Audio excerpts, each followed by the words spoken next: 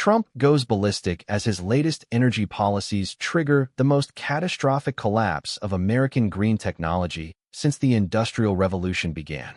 We're talking about 85% of renewable energy projects annihilated overnight, 500,000 jobs evaporating like morning mist, and entire communities transformed into post-apocalyptic wastelands where the only sound is the whistling wind through abandoned solar farms.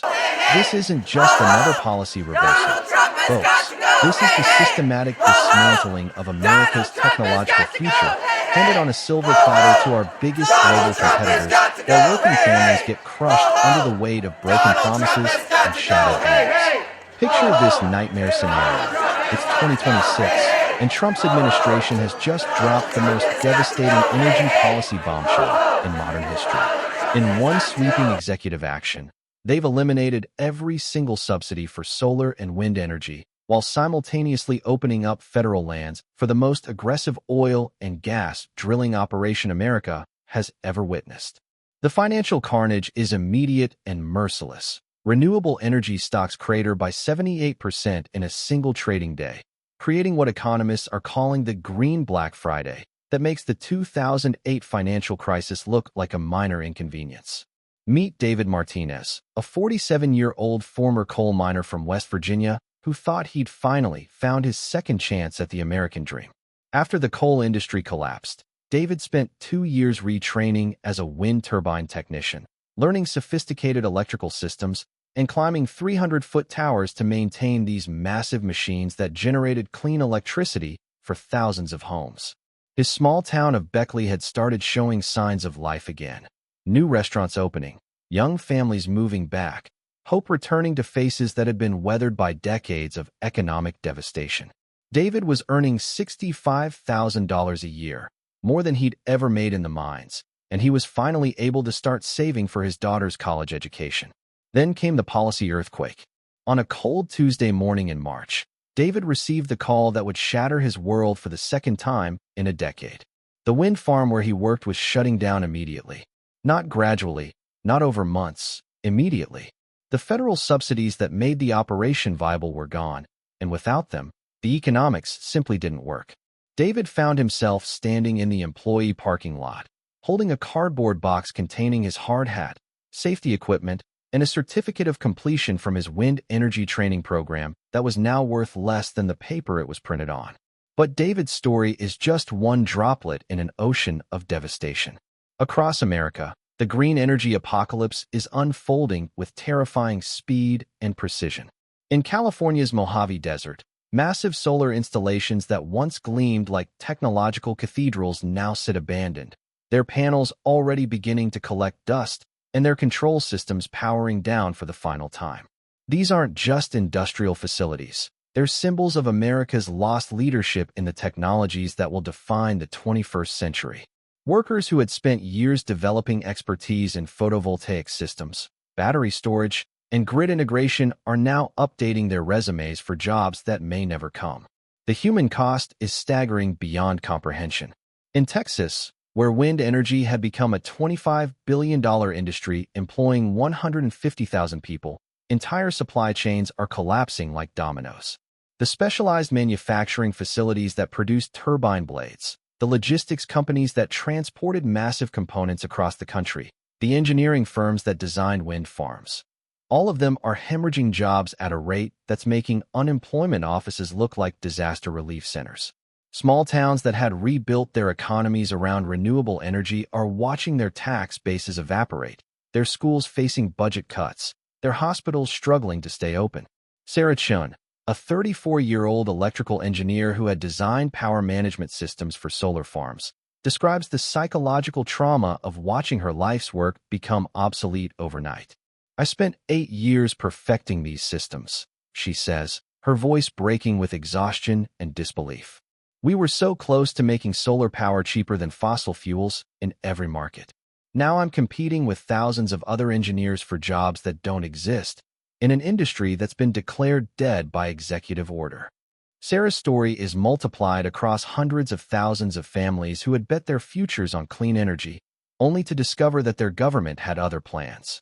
The irony cuts like a knife through the heart of American innovation. While Trump's policies were supposedly designed to bring back traditional energy jobs and lower gasoline prices, the opposite is happening with mathematical precision. Gas prices haven't dropped. They've actually increased as global oil markets react to the instability of American energy policy.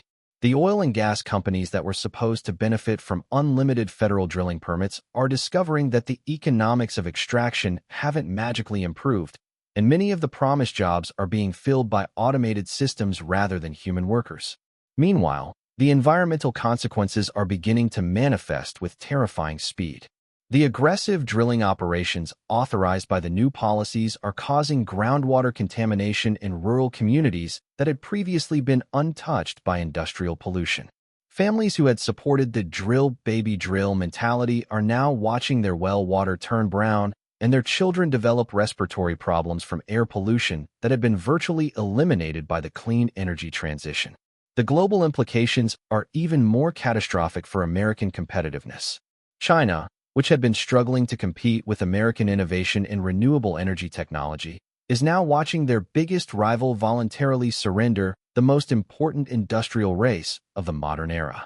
Chinese solar panel manufacturers are ramping up production to fill the void left by shuttered American facilities, and their wind turbine companies are signing contracts with European nations that had previously preferred American-made equipment.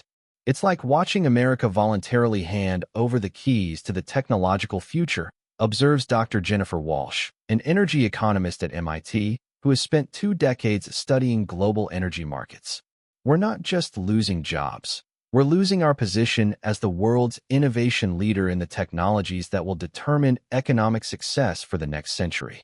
The strategic implications are staggering. America is essentially ceding technological leadership to authoritarian regimes while simultaneously destroying the industrial base that had been built over decades of careful investment and development. The abandoned green energy infrastructure is becoming a haunting symbol of American decline. Driving through areas that had been centers of renewable energy development, you encounter scene after scene of technological graveyards. Wind turbines standing motionless with their blades locked in position, solar farms covered in dust and debris, electric vehicle charging stations that have been disconnected from the grid. These aren't just failed business ventures. They're monuments to a future that America chose to abandon. But wait, it gets worse. Much worse. The economic hemorrhaging from Trump's green energy massacre is creating a cascading collapse that's reaching into every corner of American society. Universities that had built entire engineering departments around renewable energy are now shuttering programs and laying off professors who spent decades developing expertise that's suddenly worthless. The University of Texas at Austin just eliminated its entire wind energy research center, sending 200 graduate students scrambling for new career paths and wasting millions in federal research grants that were years away from breakthrough discoveries. The psychological devastation is perhaps even more crushing than the economic damage. Lisa Rodriguez, a 29-year-old environmental engineer who had moved to Colorado to work on cutting-edge battery storage systems, describes the moment she realized her entire career had been vaporized by a single policy decision. "I have a PhD in electrochemical engineering," she says, staring at her laptop screen showing hundreds of job application rejections. "I speak 3 languages. I have patents in energy storage technology, and I can't find work anywhere in America. The Chinese companies are hiring, but I refuse to help them dominate the industries we invented." Lisa's story is being repeated across every major university, every research facility, every technology hub that had bet big on America's clean energy future. The financial markets are responding with the kind of panic usually reserved for natural disasters or terrorist attacks. The American Clean Energy ETF has lost 89% of its value in 6 months, wiping out the retirement savings of millions of Americans who had invested in what they thought was the future of energy. Pension funds that had allocated billions to renewable energy infrastructure are now holding worthless assets that can't be sold at any price. The ripple effects are reaching far beyond the energy sector, as banks that had financed green energy projects are now facing massive defaults and potential failures. Trump's response to this catastrophe has been characteristically tone-deaf and detached from reality. In a recent rally in Pennsylvania, he boasted about liberating American energy from the climate hoax, while standing in front of a crowd that included hundreds of unemployed renewable energy workers. "We're bringing back beautiful, clean coal," he declared, apparently oblivious to the fact that coal plants are continuing to shut down because they can't compete economically with natural gas, not because of environmental regulations. The coal jobs he's promising simply don't exist, and the oil and gas positions he's creating are being filled by automated systems and foreign contractors who work for lower wages than American workers. The international consequences are approaching the level of a national security crisis. Germany, which had been purchasing American-made wind turbines and solar panels, has now signed exclusive contracts with Chinese manufacturers. Brazil's massive renewable energy expansion is being built entirely with Chinese technology. India's solar program, which had been a showcase for American innovation, is now a testament to Chinese industrial dominance. Every country that had been buying American clean energy technology is now shopping elsewhere, and they're not coming back. The strategic implications are staggering beyond belief. Admiral James Richardson, former Chief of Naval Operations, describes the situation as the most significant voluntary surrender of technological leadership in American history. The military applications of renewable energy technology, from portable solar panels for forward operating bases to advanced battery systems for electric vehicles, are now being developed by foreign companies that may not share American interests. "We're not just losing industrial capacity," Richardson explains. "We're losing the technological foundation of future military superiority." The human cost keeps mounting with each passing day. In Iowa, where wind energy had become a $12 billion industry, entire communities are facing extinction. The town of Greenfield, population 2,100, had built its economic revival around a wind turbine manufacturing facility that employed 800 people. Now the factory is closed, the workers are gone, and the town is hemorrhaging population as families flee to find work elsewhere. The local high school, which had developed a renewable energy technology program that was sending graduates to universities across the country, has now eliminated the program and laid off the teachers who ran it. The environmental destruction is accelerating at a pace that's shocking even seasoned environmental scientists. The aggressive drilling operations authorized by Trump's policies are causing ecological damage that will take decades to repair. In Wyoming, where pristine wilderness areas have been opened to oil and gas extraction, the landscape is being transformed into an industrial wasteland of drill pads, access roads, and waste pits. The wildlife that had been protected for generations is now fleeing or dying as their habitats are destroyed by industrial machinery. Perhaps most tragically, the health impacts are beginning to manifest in communities that had been breathing clean air for the first time in decades. In West Virginia, where coal plants had been shut down and replaced with wind farms, children's asthma rates had plummeted to historic lows. Now, as coal plants are being reopened and drilling operations are contaminating groundwater, pediatric emergency rooms are seeing a surge in respiratory problems that hadn't been seen since the 1980s. The global climate implications are beyond catastrophic. America's withdrawal from clean energy leadership is essentially guaranteeing that global greenhouse gas emissions will continue rising at an accelerated pace. The Paris Climate Agreement, which had been hanging by a thread, is now effectively dead as other nations realize that the world's largest economy has abandoned any pretense of climate action.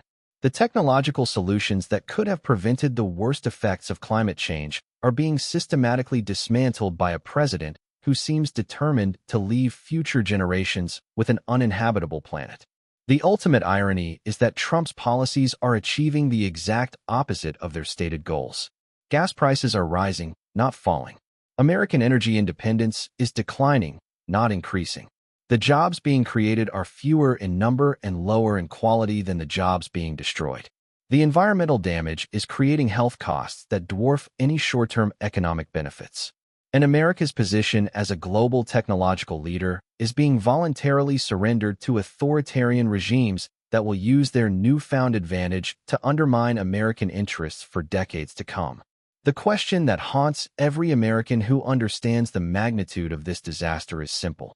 How do you rebuild an entire industry that took decades to develop after it's been systematically destroyed by ideological extremism? The answer according to every economist and energy expert who has studied this situation, is that you don't. The technological leadership that America is surrendering today will not be recovered in our lifetimes. The workers who are being displaced will not get their jobs back.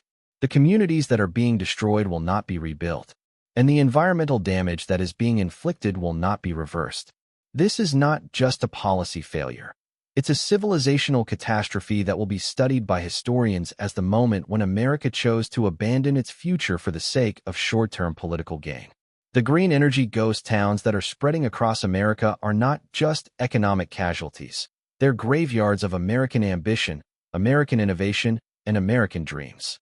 And the man responsible for this destruction is tweeting about his poll numbers while the country he claims to love burns around him.